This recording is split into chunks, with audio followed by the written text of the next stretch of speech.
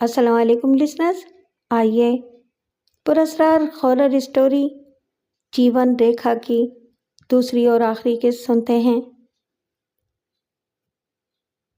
بالک، مجھے تجھ سے کچھ باتیں کرنی ہیں۔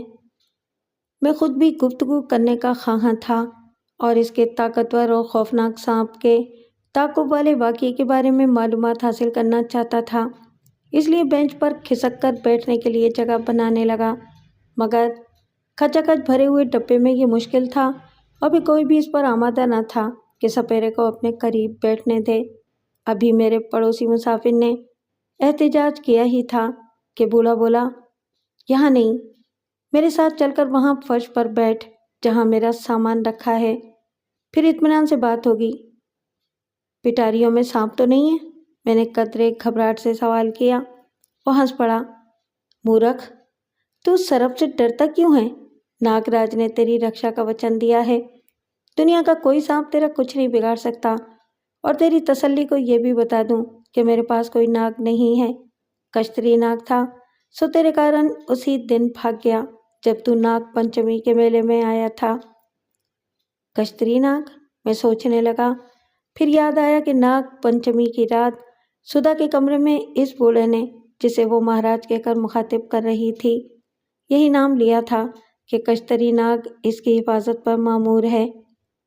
میں ابھی جواب دینے بھی نہیں پایا تھا کہ سپیرا پھر بولا، کشتری ناگ کو میں نے بڑی مشکل سے قابو میں کیا تھا، اور اس کے چھوٹ جانے سے کیول میرا ہی گھاٹا نہیں ہوا، ساری منشتا کا اور ہم سارے سپیروں کا گھاٹا ہوا ہے۔ اور سانپ پکڑنے اور اس کے بش سے بچنے کی ودیا بھی بسرنے لگی ہے۔ ہمارا دھندا تو بگڑ ہی گیا، پرنتو مان دان بھی کھنڈت ہو گیا۔ تو کیا ہوا؟ کوئی دوسرا دھندا کیوں نہیں کر لیتے؟ میں نے سادگی سے کہا۔ وہ پھر ہنس پڑا۔ مورخ، بھگوان نے جسے جس کام کے لیے پیدا کیا ہے وہ وہی کرتا ہے۔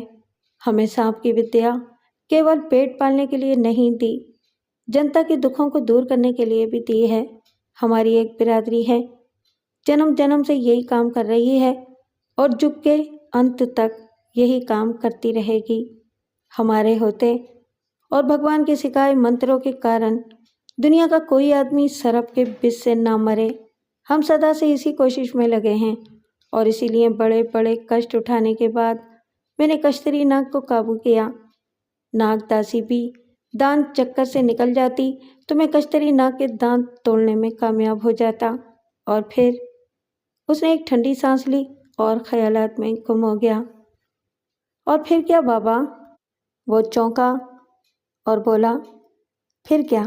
پھر اس جگ سے سانپ کا بش سدا کے لیے ختم ہو جاتا، ان کی نسل رہتی، پرنتو ایسی کہ بچے انہیں کھلونا بنا کر کھیلتے اور گھروں میں پالتے، اور ہم سپیرے سانپ پکڑنے اور بیچنے کا دھندا کر کے آنند اور سکھ کا جیون گزارنے کے قابل ہو جاتے اور گلی گلی بھیک مانگتے نہ پھرتے۔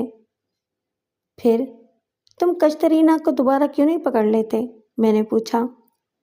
بیٹا، یہ کام تیری سہایتا کے بنا نہیں ہو سکتا، اور مجھے تجھ سے یہی بات تو کرنی ہے۔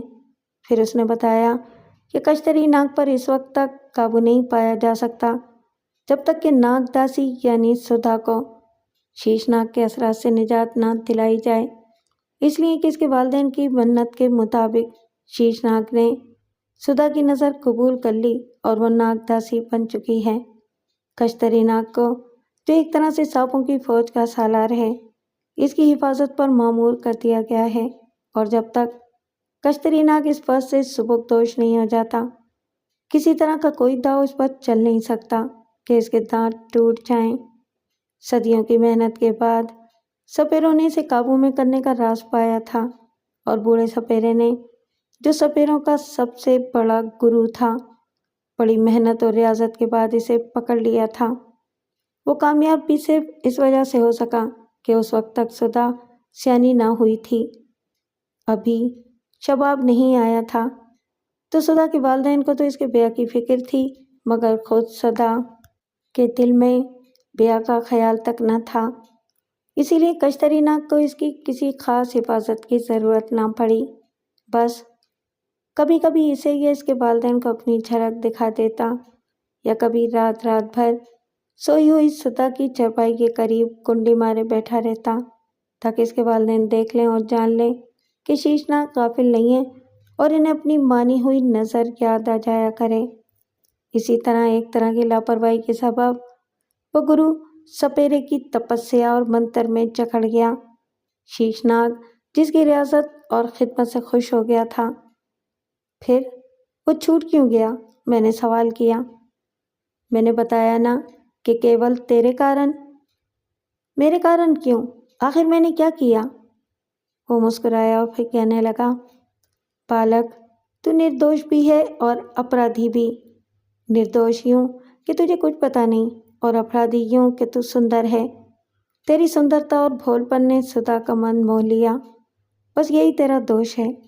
پھر اس نے بتایا کہ سدا کی زندگی میں تیرے داخل ہونے کے بعد جب اس کے جذبات میں ہی جان آیا اور وہ دل و جان سے تجھ پر فدا ہو گئی تو شیشناگ فکر مند ہوا، مگر گرو سپیرے سے کیا ہوا وعدہ صرف اسی صورت میں ٹوٹ سکتا تھا کہ کشتری ناگ پہ تیرا سایہ پڑ جائے۔ یوں فوراً ہی کشتری ناگ کو اپنی بھولی ہوئی ذمہ داری یاد آ گئی اور وہ منتر اور سپیرے کی گرفت سے نکل گیا۔ بوڑھے نے یہ بھی بتایا کہ صرف اسی موقع سے بچنے کے لیے وہ ہمیشہ سائے کی طرح میری نگرانی کرتا رہا، اور معلومات ہی حاصل کرنے کی خاطر اس نے میرے والد کو اپنا شاگرد بنا لیا، جو روزانہ اس کے پاس حاضری دیتے اور میری مصروفیات کے بارے میں بتاتے رہتے۔ ناگ پنچمی کے دن اسے یہی علم تھا کہ میں گوالیار میں ہوں، اس لیے اپنے چیلوں کے اصرار پر اس نے اجین کے محلے میں شرکت کر لی اور یہ سانحہ پیش آیا۔ بوڑھے نے والد کو اپنے اعتماد میں لے لیا تھا اور میرے بارے میں تمام باتیں بتا رکھی تھیں۔ سدا کے اور میرے تعلقات، ہاتھ پر بوسے کا نشان آنا اور پھر آئندہ پیش آنے والے واقعات کے بارے میں بھی کافی کچھ بتا رکھا تھا، لیکن چونکہ والد کو اطمینان دلا دیا تھا کہ مجھے کوئی نقصان نہ پہنچے گا، اس لیے وہ میری طرف سے بے فکر تھے اور بوڑھے سپیرے کے ساتھ اس کے مشن کی کامیابی کے لیے ایک وفادار چیلے کی طرح کوشاں تھے۔ میں آج بھی سوچتا رہتا ہوں کہ اگر واقعی مشن پورا ہو جاتا تو یہ دنیا کا ایک محیر العقول اور حیرت انگیز کارنامہ ہوتا، مگر یہ بات شاید قضاء و قدر کے خلاف تھی اور مشیت الہی یہ نہ تھی کہ اس کی تخلیق میں ایسا تصرف ہو کہ یکسر اس کی نوعیتی بدل جائے۔ میرے ہاتھ پر مہر کی علامت ظاہر ہو چکی تھی، مگر سپیرے کے بقول دوسری علامت یعنی علم جوتش میں میرے دخل کا علم والد کو نہ تھا، اس لیے وہ خاموش رہے، کیونکہ انہیں یہ بھی تاکید تھی کہ نہ اس کے بارے میں کبھی مجھ سے دریافت کریں گے اور نہ ذرا بھی توجہ دلائیں گے، بلکہ از خود انکشاف ہو جانے کے وقت کا انتظار کریں گے، ورنہ مشن کو اور خود مجھے بھی نقصان پہنچنے کا اندیشہ تھا۔ بہرکیف اب تک ہر بات اپنے مناسب وقت پر اور سپیرے کے علم کے مطابق مقصد سے پوری موافقت کے ساتھ رونما ہو رہی تھی۔ میرے استفسار پر سپیرے نے مرنے والوں اور ان کے ماتم کرنے والوں کے غم پر بھی بڑے عالمانہ انداز میں روشنی ڈالی اور تفصیلی طور پر ان کے اور ان کے آباء و اجداد کے قصور گنوائے جن کی پاداش میں انہیں وہ دن دیکھنے پڑے۔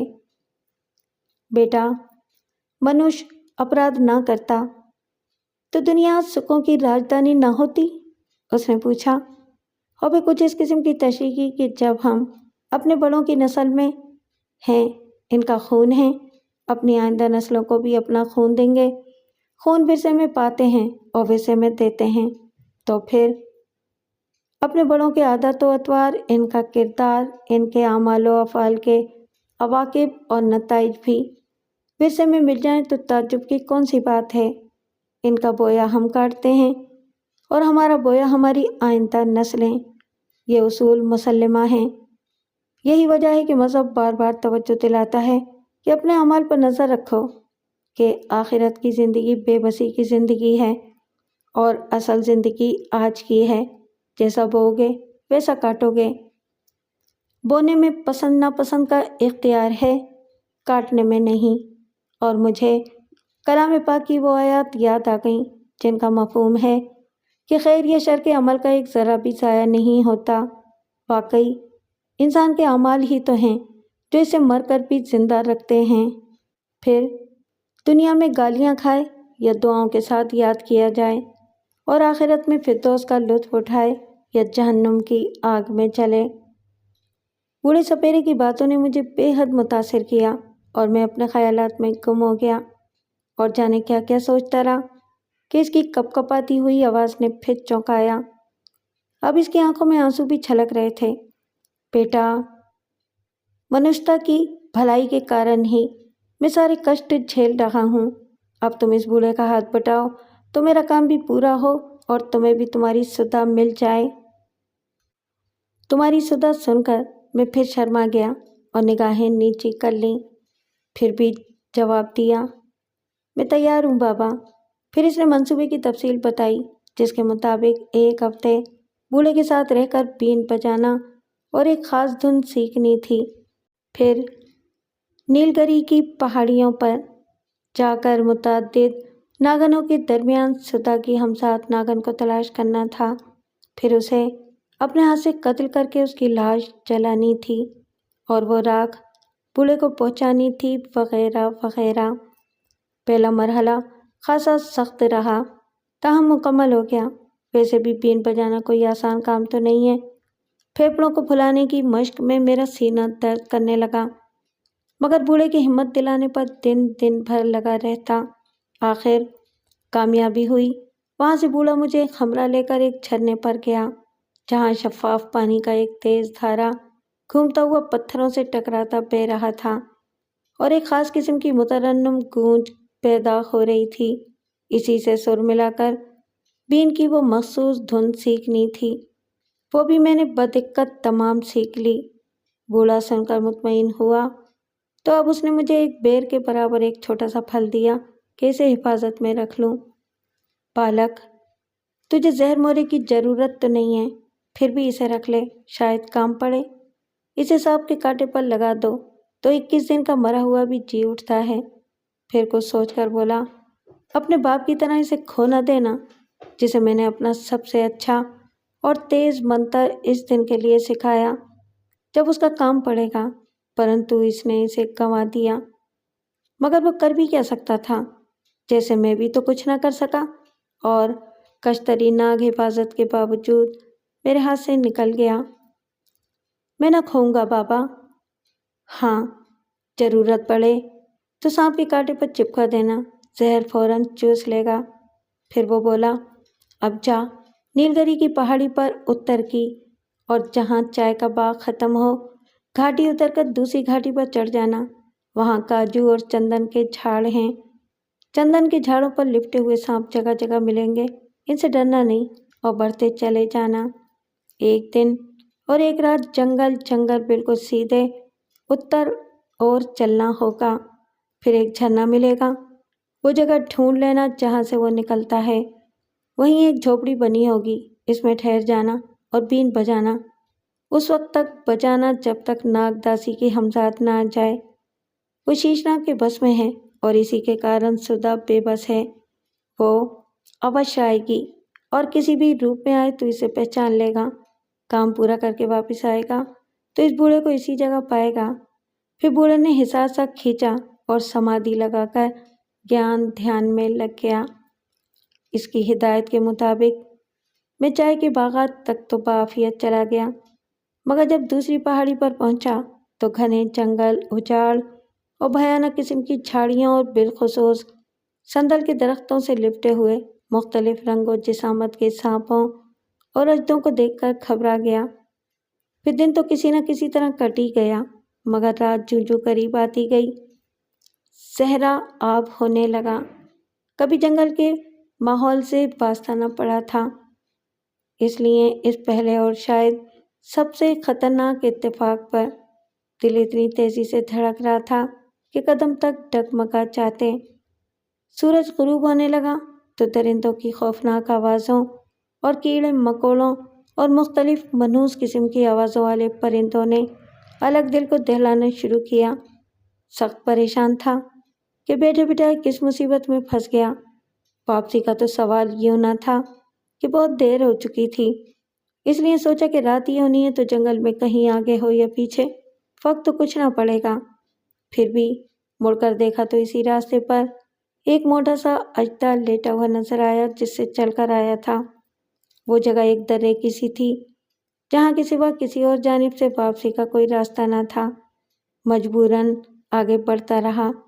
اب رات ہو گئی، جنگلی درندوں کی آوازیں اور دہشت انگیز ہو گئیں۔ بارہا جی چاہا کہ کسی درخت پر چڑھ کر رات گزاروں، مگر سانپوں کے تصور سے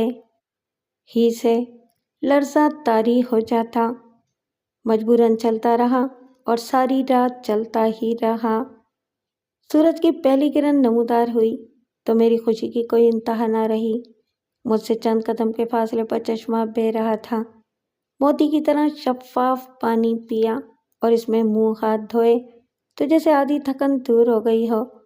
شفق کے سرخ گھونگھٹ سے سورج کا نورانی چہرہ نمودار ہوا تو گرد و پیش اس قدر دل فریب و جاں فزا منظر تھا کہ قدرت کی فیاضی پر خود بخود سجدہ تشکر کا اشتیاق پیدا ہوا۔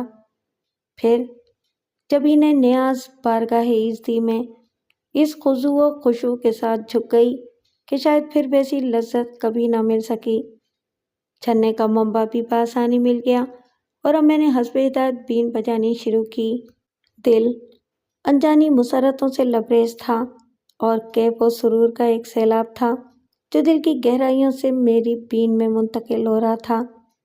اب میں نے دیکھا کہ صدہا چھوٹے بڑے سانپ درختوں، جھاڑیوں، سوراخوں سے برآمد ہو کر میری طرف بڑھے آ رہے ہیں۔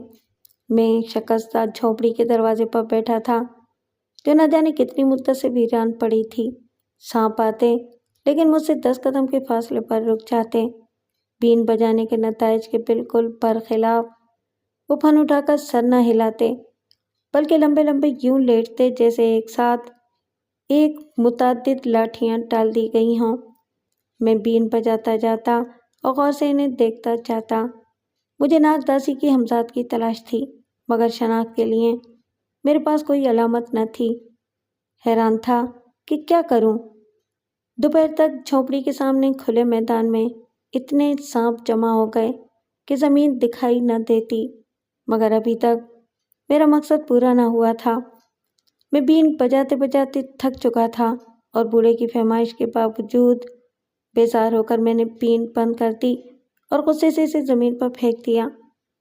میں نے اسے دھیرے ہی سے پھینکا تھا اور خود ہی بیٹھا ہوا ہی تھا، مگر نہ جانے کیا ہوا کہ میں نے دیکھا کہ سانپوں میں اضطراب کی ایک لہر سی دوڑ گئی اور انہوں نے ایک ساتھ کروٹ سی لی۔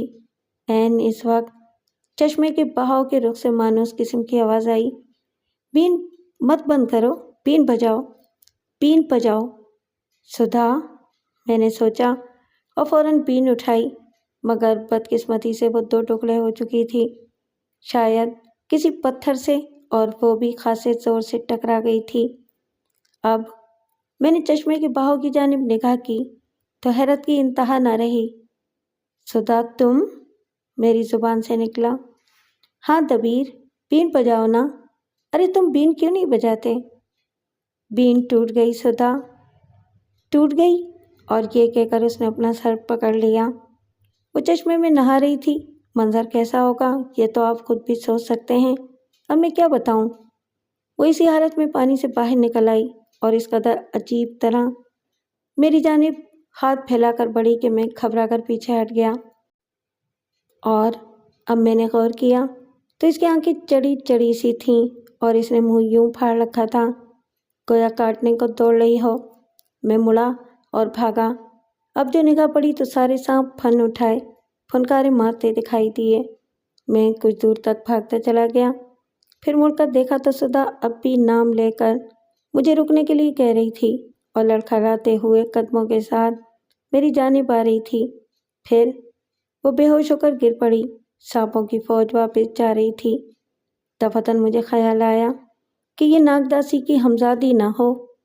میں نے جنگل ہی میں پڑی ہوئی ایک موٹی سی لکڑی جو کہ سوکھی تھی اٹھائی اور آگے بڑھا۔ میں نے لکڑی تانی تاکہ اس کے سر پر पटक कर इसे मार डालूं, मगर मासूम चेहरे पर निगाह पड़ी तो हाथ रुक गया। ये तो सुधा है, कहीं ऐसा तो नहीं है कि बूढ़ा सपेरा अपने किसी मजमूम मकसद के लिए मेरे हाथों इसका खून करवाना चाहता हो? ज़रूर यही बात है। मुझे चाहिए कि पहले इसे होश में लाऊं और फिर इसे असल सूरत हाल मालूम करूं। मैं चश्मे की तरफ बढ़ा ताकि पानी लाकर इसके चेहरे पर छिड़कूं और इसे होश में लाऊं। इसके लिए बीन की टूटी हुई तोंबी ने प्याली का काम किया। मैंने इसमें पानी भरा और लौटने लगा, मगर फिर ख्याल आया कि सुधा अपने हवास में तो नहीं है। होश में आई और ख़ुद को यूं देखेगी तो शर्माएगी और शायद मुझ पर खफा भी हो। ये सोचकर मैं चश्मे के किनारे किनारे इधर उधर कपड़े तलाश करने लगा और इस चक्कर में मैं कुछ दूर तक निकल गया, मगर लिबास का कोई सुराग ना मिला। मजबूरन वापस लौटा, प्याली संभाली, मगर अब जो असल जगह पहुंचा जहां सुधा को छोड़ा था तो वो लापता थी। इधर उधर तलाश की आवाज़ें थीं, मगर बेसुध। मजबूरन वापस लौटा और इस मकाम तक पहुंचा जहां हिसार में धूनी रमाए बूढ़े सपेरे को छोड़ा था। सपेरा उसी तरह आसन जमाए बैठा था। मैंने आवाज़ दी, कोई जवाब न मिला। बढ़कर हिलाया जुलाया तो गिर पड़ा। न जाने कब का मर चुका था और लाश बिल्कुल अकड़ी हुई थी। करीबी घास पर सरसराती हुई एक नागन नजर आई तो मैंने बूढ़े के जिस्म पर इसके दांत तलाश किए। कलाई पर जख्म का निशान मिला जहां खून की 2 स्याह बूंदें जमकर खुश्क हो गई थीं। मैंने अपने हाथ के निशान को इससे मिस किया, मगर कुछ न हुआ। फिर ख्याल आया कि इसका असर सिर्फ उसी वक्त होता है जब जिंदगी की रमक बाकी हो, मगर अकड़ी हुई लाश बताती थी कि वो कई घंटे पहले मर चुका था। अब मैंने जेब में जहर मोहरा तलाश किया तो अफसोस वो भी भागते हुए जंगल में न जाने कहाँ गिर चुका था। नीलगिरी से वापस होकर सीधा सागर पहुंचा। डर रहा था कि वालिद साहब के सामने क्या मुँह लेकर जाऊंगा, मगर घर पहुंचते ही ये जानकर जान में जान आई कि वो 1 हफ्ते से बम्बई गए हुए हैं। मगर थोड़ी ही देर बाद जब वालिदा ने ये भी बताया कि बम्बई से खत आया था, सुधा को किसी ने अगवा कर लिया है, तो मेरे दिल पर धचका सा लगा। कमबख्तों ने इतला भी 15 दिनों के बाद भेजी। मुझे तो ऐसा लगे है उन्होंने खुद ही से अगवा करवा दिया होगा, या क्या पता ज़बरदस्ती जायदाद अपने नाम लिखवा कर मरवा ही डाला हो। नहीं अम्मा, ऐसी बदशगुनी मत करो, मेरी ज़बान से बेसाख्ता निकला। फिर मैंने गलती महसूस करके फ़ौरन ज़बान दांतों में दबा ली, मगर गनीमत यह हुआ कि वालिदा ने इस पर कोई तबसरा न किया। बदशगुनी नहीं बेटा, वो मौत मारे लगते ही बड़े लालची हैं। तुम्हारे अब्बा खोज तो निकलवा ही लेंगे, मगर मेरी परी बिटिया जिंदा न मिली तो। ये कहकर वो जार जार रोने लगी। मैं ग्वालियर चला गया। 4-5 दिन बाद वालिद के खत से मालूम हुआ कि सुधा का कोई सुराग नहीं मिल सका। सिर्फ इतना पता चला कि जिस इदारे में सपेरा नाच सीखने जाती थी वहीं से गायब हुई है। वैसे पुलिस तफ्तीश कर रही है। फिर उन्होंने मुझे तसल्ली भी दी थी कि इत्मीनान रखूं, सुधा यकीनन जिंदा भी होगी और महफूज भी, क्योंकि पुरअसरार कुव्वतें इसकी मुहाफिज हैं और जल्द या बदेर वो अगवा कुनिंदगान के नरगे से ज़रूर निकल आएगी। नीलगिरी वाली बात उन्होंने नहीं पूछी थी। शायद सुधा की परेशानी में इन्हें पूछना याद ही न रहा, मगर मैंने इन्हें लिख दिया कि मैंने सुधा को नीलगिरी के जंगल में देखा था, मगर वह ऐसी गायब हुई कि फिर सुराग ही न मिल सका। तफसील क्यों न लिखी थी कि शर्म आई, अलबत्ता मकाम की पूरी निशानदही करती थी। फिर पता लगा कि वो पुलिस को साथ लेकर इसकी तलाश में नीलगिरी गए हैं। मैं भी अपनी पढ़ाई में लग गया, फिर भी ख्याल कुछ न कुछ बटा रहा। एक रोज़ मैं सागर जाने के लिए स्टेशन पहुंचा तो सुना कि एक आदमी स्टेशन मास्टर से कह रहा है कि तार अभी ही कर देना, पंडित महाराज इसी गाड़ी से पहुंच रहे हैं। अर्थी पर फौरन कब्जा कर लिया जाए और जब तक पंडित महाराज न पहुंच लें चिता न जलाई जाए। स्टेशन मास्टर ने पैगाम नोट कर लिया और वादा किया कि बस 5 मिनट में तार पहुंच जाएगा। معاملے کی نوعیت کچھ عجیب سی تھی۔ مجھے دلچسپی ہوئی۔ اسٹیشن ماسٹر سے دریافت کرنے پر معلوم ہوا کہ اجین میں سانپ کے کاٹے سے آدمی مر گیا ہے جس کی ارتھی رکوائی گئی ہے اور پنڈت مہاراج اسی کے علاج کے لیے جا رہے ہیں۔ کیا پنڈت جی کو معلوم ہے کہ آدمی مر چکا ہے؟ میں نے سوال کیا۔ ہاں معلوم ہے، جبھی تو انہوں نے پولیس کو تار دلوایا ہے کہ ارتھی رکوا دی جائے۔ وہ بولا، پھر کہنے لگا کہ یہ پنڈت مہاراج بھی عجیب ہیں، آج کل بڑے گھمنڈی ہو گئے ہیں، غریبوں کے یہاں نہیں جاتے۔ ابھی 6-7 روز ہی کی بات ہے، چتور گڑھ کی ایک بھیلنی کو سانپ نے ڈس لیا تھا۔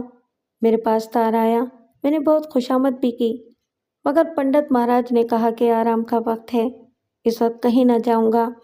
حالانکہ رات کے 8 ہی بجے تھے، مگر وہ گئے نہیں اور بھیلنی بیچاری مر گئی۔ شاید کوئی کام رہا ہوگا، میں نے کہا۔ کیسا کام؟ وہ بولا، رات بھر طوائفوں کا ناچ دیکھتے رہے اور عیاشی کرتے رہے۔ ارے وہ اسے آدمی تو نہیں لگتے؟ مجھے تعجب ہوا۔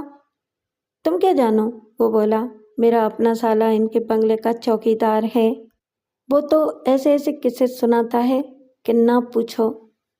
پہلے یہ بات نہ تھی، پر پیسہ ہو گیا اور مان تان پڑ گیا تو اب کچھ دن سے پنڈت جی کا یہی رنگ ہے، پھر گھمنڈ بھی بہت بڑھ گیا ہے۔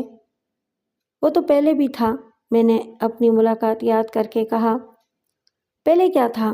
اب دیکھو اور دیکھ لینا، کوئی دن جاتے ہیں جو پنڈت جی کو اپنے کرتوتوں کی ایسی سزا ملے گی کہ یاد کریں گے۔ اجین کے مارگزیدہ مردے پر پنڈت مہاراج کا عمل دیکھنے کا بڑا نادر موقع تھا، اس لیے میں نے ساکر کا پروگرام ملتوی کیا اور اجین کی گاڑی میں بیٹھ گیا۔ پنڈت جی کا زبردست استقبال کیا گیا۔ کوئی بڑا امیر آدمی مرا تھا۔ میں نے پنڈت کا تعاقب کیا اور اس کوٹھی میں پہنچا جہاں لاش تھی۔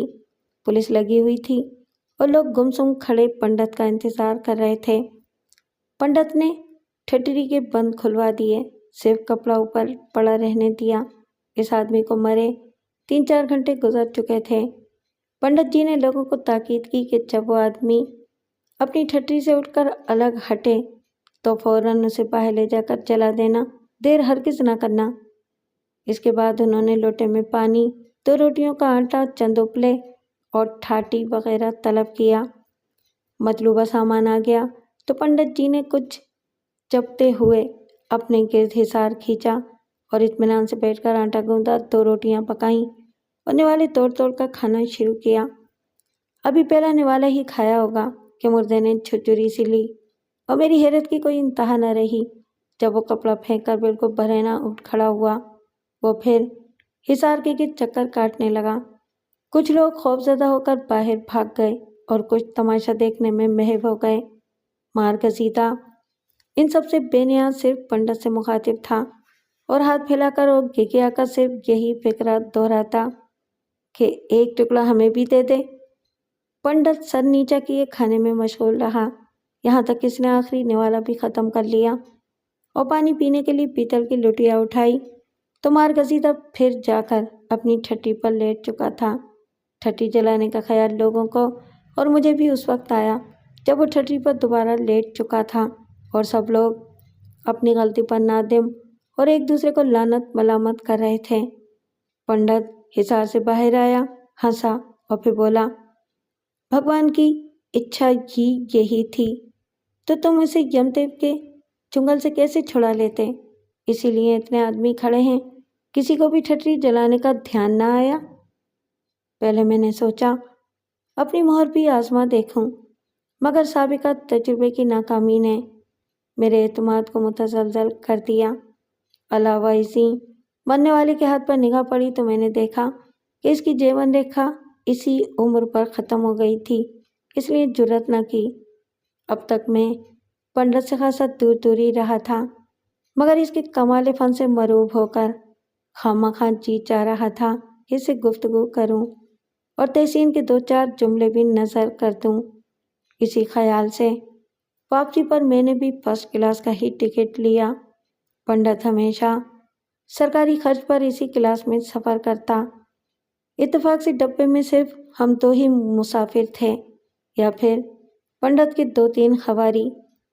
میں نے پنڈت سے کلام کرنا چاہا مگر اس نے انتہائی حقارت و بدتمیزی سے منہ پھیر لیا، بلکہ اپنے نوکر کے ذریعے یہ تک کہلوایا کہ میں اسے بات کرنے کے لائق نہیں سمجھتا ہوں اور باتیں ہی کرنے کا شوق ہے تو تھرڈ کلاس میں چلا جائے وغیرہ وغیرہ۔ اس کی اس بات پر میں خون کے گھونٹ پی کر رہ گیا، مگر کچھ کر نہ سکتا تھا کیونکہ وہ لوگ 4-5 تھے اور میں تنہا۔ مگر غصہ اپنی جگہ تھا، اس لیے وہاں بیٹھنا سخت ناگوار گزر رہا تھا۔ اگلے اسٹیشن پر گاڑی رکی تو میں ڈبہ بدلنے کے لیے اس کے سامنے سے گزرتے ہوئے دروازے کی طرف بڑھا۔ اچانک اس نے میرا بایاں ہاتھ پکڑ لیا اور غور سے مہر کو دیکھنے لگا۔ اس کی اس گستاخی پر مجھے سخت غصہ آیا اور میں نے اسے ڈانٹا کہ یہ کیا بدتمیزی ہے، کبھی شریفوں کے ساتھ سفر نہیں کیا کیا؟ اس نے میری بات کا جواب تو نہ دیا، پوچھنے لگا، یہ مہر متر آپ کہاں رہتے ہیں؟ بکواس بند کرو، مجھے غصہ آ گیا اور آگے بڑھ گیا۔ شریمان بات تو سنیں، بس 1 منٹ، مجھے क्षमा کریں، ذرا تو سن لیں۔ مگر میں پلیٹ فارم پر تیز تیز قدم بڑھاتا نکل گیا اور وہ گاڑی صرف اس لیے چھوڑ دی کہ مبادا وہ یا اس کے ہمراہی پھر مجھے گھیرنے کی کوشش کریں۔ 2-3 دن بعد ہاسٹل کے کمرے میں بیٹھا میں پڑھ رہا تھا کہ گوالیار ہی سے ایک بیرنگ خط آیا۔ میں وصول کرنے میں پسو پیش کر رہا تھا، لیکن اپنا صحیح نام، کمرہ نمبر اور پتہ پڑھ کر 2 انو کرہن وصول کر ہی لیا۔ لفافہ بھی بڑا گندا سا تھا اور ایسے کاغذ کا بنایا گیا تھا جیسے کوڑا کرکٹ سے اٹھایا گیا ہو۔ کراہیت کے ساتھ میں نے لفافہ کھولا تو اندر تحریر کی نفاست دیکھ کر حیران رہ گیا اور مضمون پڑھا تو دل بلیوں اچھلنے لگا۔ پڑھئیے پران ناتھ، تم بھاگیہ کے لکھے کو ٹال نہ سکے اور نیل گری میں میری ہمزاد کو نہ مار سکے۔ تمہاری سدا سوتنترتا پا نہ سکی، بھگوان کی یہی اچھا تھی۔ میں تمہیں دوش نہیں دیتی کہ سنسار میں ہم سبھی بے بس ہیں، یہ نہ ہوتا تو دکھی کیوں ہوتے؟ اگلی پورن ماچھی کو ناگ پنچمی اور میرا 16واں جنم دن ہے، شاید وہی میری مرتیو کا دن بھی ہوگا۔ کوشش کرنا، شاید تم بچا لو تو بے بھاگیے پھر جائیں گے، پر آشا بہت کم ہے۔ میرے شریر میں شیشناگ کا بس نہ ہوتا تو سدا گوالیار میں ہوتے ہوئے تم سے الگ نہ رہتی۔ نیل گری میں تم سے چوک ہوئی، پر اب نہ چوک جانا۔ ویسے مرنے سے پہلے ایک بار تمہاری داسی تم سے ضرور ملے گی اور مر جائے تو اجین میں تالاب کے کنارے جہاں ناگ پنچمی کا میلہ بھرتا ہے، پاس پاس 2 مزار بنوا دینا، ایک میرے لیے اور ایک خالی چھوڑ دینا۔ میں پرلوک میں تمہارا انتظار کروں گی۔ کیا سدا گوالیار میں ہے؟ مگر کہاں؟ اور کیا اتنی بے بسی کے عالم میں ہے کہ لفافہ بھی نہ خرید سکی؟ اور یہ مرنے کی بات کیسی؟ میں تڑپ گیا۔ اب میری قوت برداشت جواب دے چکی تھی۔ میں نے فوراً وہ خط والد صاحب کے پاس بھیج کر ان سے مدد کی درخواست کی اور خود سدا کی تلاش میں گوالیار کے گلی کوچوں کے چکر لگانے لگا۔ والد صاحب دوسرے دن آ گئے اور ان کی درخواست پر ساری گوالیار پولیس حرکت میں آ گئی، مگر سدا کا پتہ نہ ملنا تھا نہ ملا۔ پھر سوال پیدا ہوا کہ خط جعلی تو نہیں؟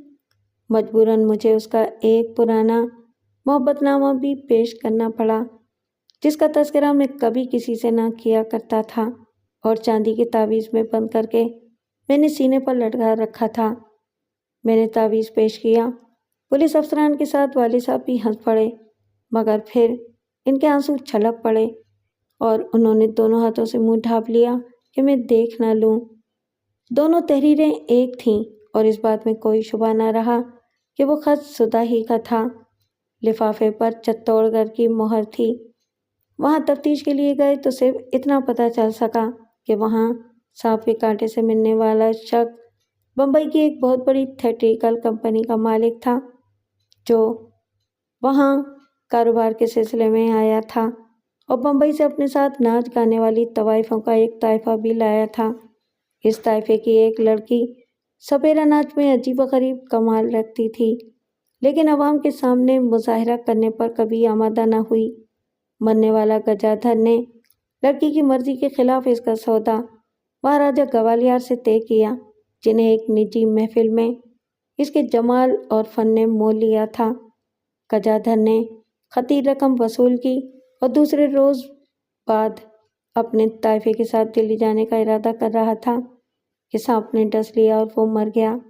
راجا سے تعلقات اور اس کی شخصی اہمیت ہی تھی جس کے سبب راجہ گوالیار کی اطلاع پاتے ہی پنڈت مہاراج نے حکم دیا کہ اس کی ارتھی رکوائیں اور علاج کریں، ورنہ پنڈت جی کسی کے لیے اتنی زحمت شاید ہی اٹھاتے۔ والد صاحب اتنی معلومات پا کر چتور گڑھ سے اجین پہنچے، وہاں کچھ اور سراغ ملا، پھر بمبئی کے طائفے کا بھی سراغ مل گیا جو اس زمانے میں آگرے میں تھا۔ وہاں سے جو معلومات حاصل ہوئیں ان کی روشنی میں یہی ظاہر ہوا کہ مہاراجہ گوالیار کے محل میں اور اس کے قبضے میں ہے۔ وہاں سے اس کی گلو خلاصی کروانا جوئے شیر لانے سے کم نہ تھا۔ میں نے سنا تو افسردگی اتنی بڑھی کہ قریب قریب نا امید ہو گیا، مگر والد صاحب نہ صرف پر امید تھے بلکہ مطمئن تھے۔ وہ اکثر میری موجودگی میں پولیس افسروں سے کہا کرتے کہ سدھا کا کوئی بال بھی بیکا نہیں کر سکتا، اس کی حفاظت ایک ایسی قوت کر رہی ہے جو مہاراجہ کے بس کی نہیں۔ کئی دن اسی طرح گزر گئے، میں حیران و پریشان مارا مارا پھرتا رہا۔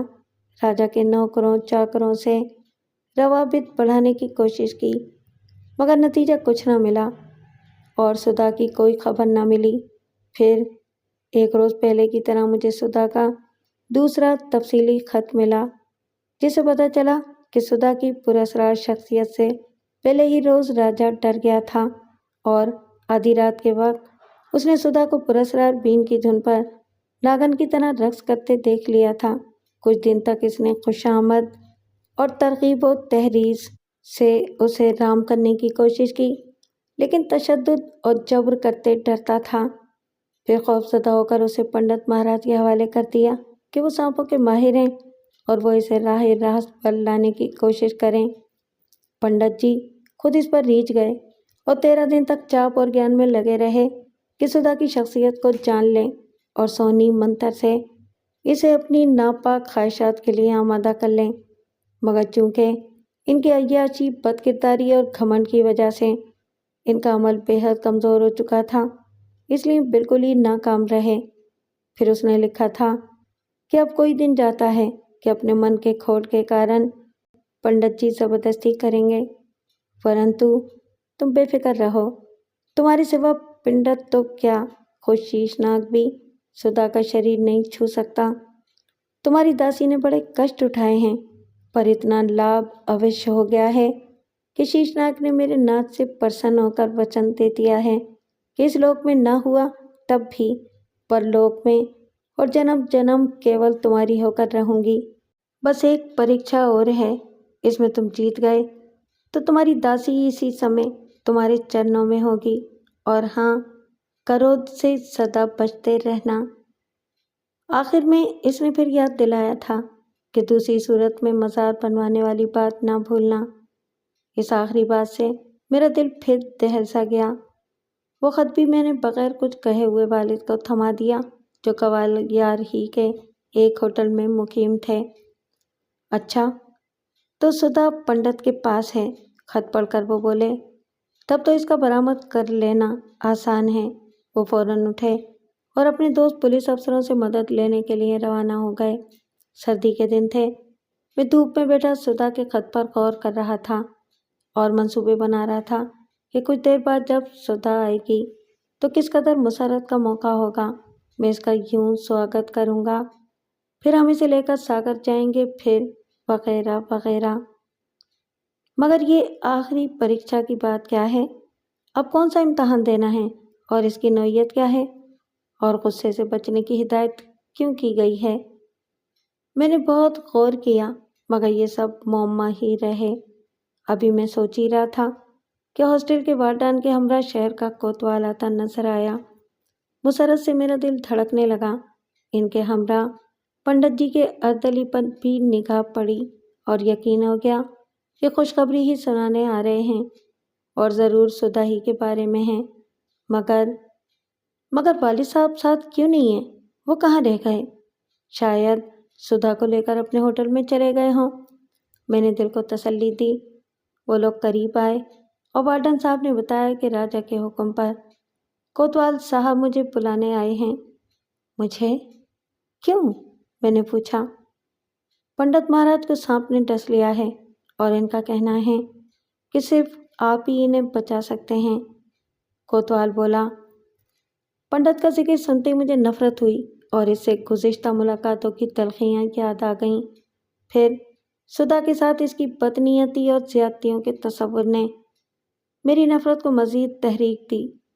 یوں بھی میں اپنے دست شفا کی بے اثری کا تجربہ تو گرو سپیرے کے معاملے میں بھی کر چکا تھا، اس لیے میں نے بات کو طول دینے کے بجائے یہ کہہ کر جانے سے صاف انکار کر دیا کہ میں کیا جانوں کہ سانپ کیسے جھاڑا جاتا ہے۔ پھر تنزیہ یہ بھی کہا کہ پنڈت جی تو خود ہی سانپ جھاڑنے کے بہت بڑے عامل ہیں، بڑے آدمی ہیں، انہیں مجھ جیسے گھٹیا درجے کے آدمی کی ضرورت کیوں پیش آ گئی جس سے بات کرنے میں بھی ان کی توہین ہوتی تھی۔ क्षमा کر دیجیے سرکار، پنڈت جی کی حالت بہت بگڑ چکی ہے، چلیے اور ان کی جان بچائیے۔ وہ خود معافی مانگنا چاہتے تھے، جنم بھر آپ کا احسان مانیں گے، اردلی بولا، جس نے مجھے پہچان لیا تھا۔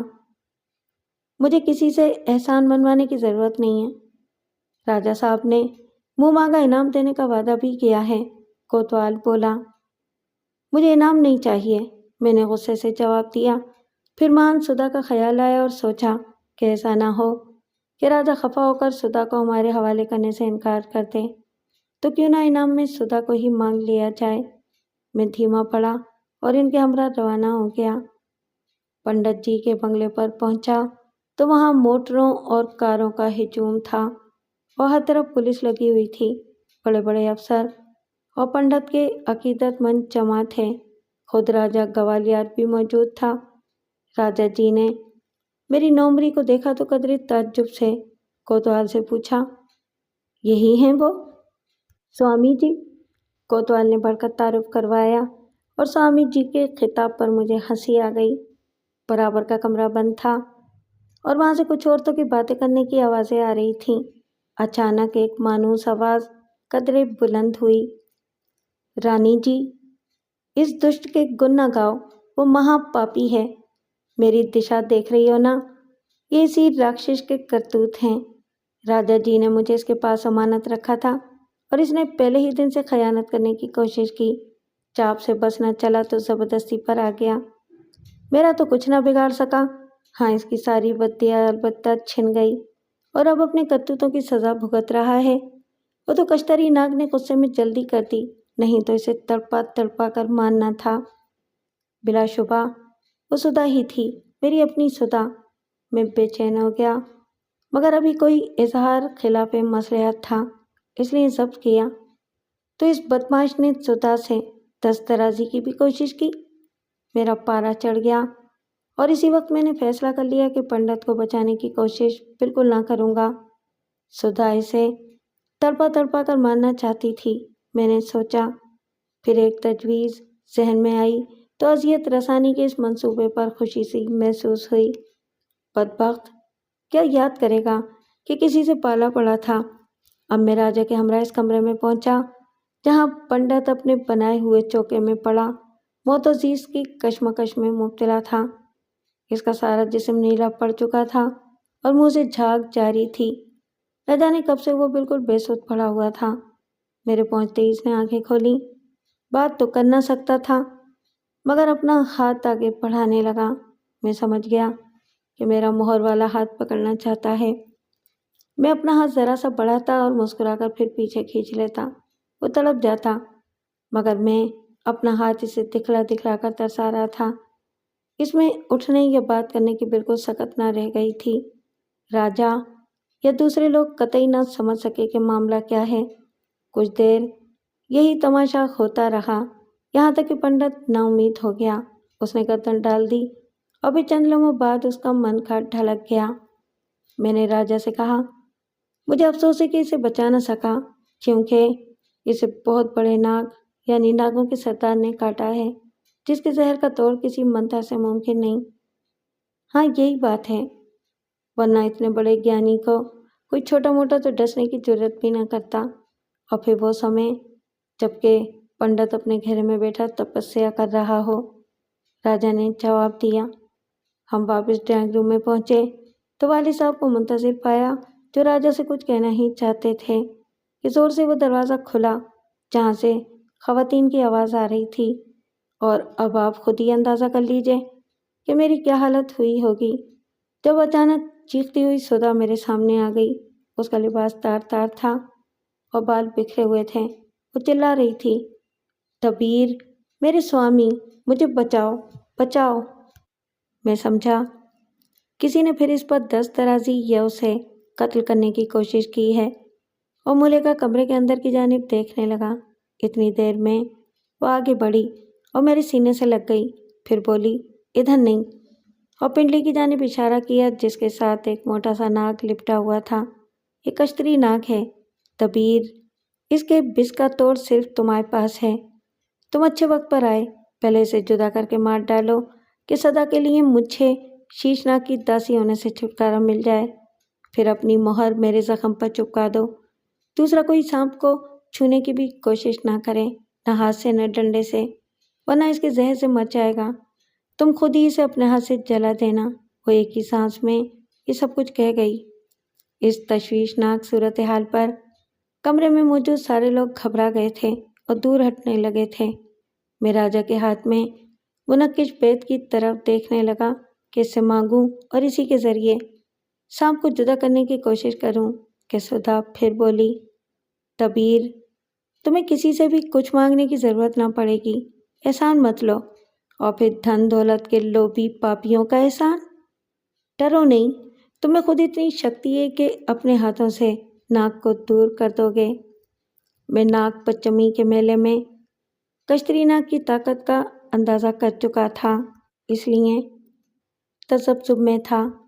मगर फिर मैंने झुककर हाथ बढ़ाया तो वो पिंडली से यूं जुदा हो गया गोया मोम का बना हो। सबसे ज़्यादा हैरत इस बात पर हुई कि मैंने दुम की जानिब से इसे पकड़ा था और इसका सर बिल्कुल आज़ाद था। वो मुंह फाड़ फाड़ कर ज़बान लपलपाता रहा, मगर मुझे काटने की जरूरत न कर सका। ज़मीन पर गिरने के बाद उसने फन उठाया। बेहद भयानक सा फन था, बहुत चौड़ा, और सर पर बाल थे। मैंने इसकी दुम पकड़ते हुए हवा में लहराया और सर के गिर्द एक चक्कर दिया। ये महज इत्तेफाक था कि कोतवाल सच में आ गया और इसकी वर्दी सांप से छू गई। दूसरे ही लम्हे वो इसी जगह गिर पड़ा। बात को पता चला, बड़ा जालिम था। फिर मैंने सांप को ज़मीन पर पटक दिया।